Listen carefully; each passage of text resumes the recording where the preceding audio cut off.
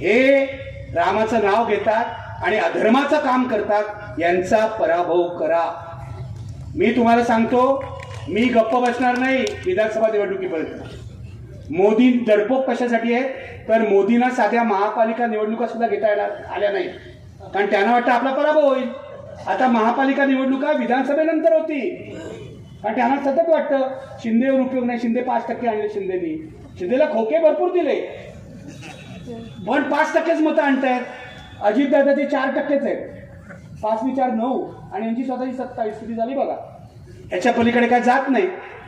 मुद्दा असा आहे की या लोकांनी, माझा राग यांच्यावर अशासाठी आहे, मोदी शहानी महाराष्ट्राची वाट लावली.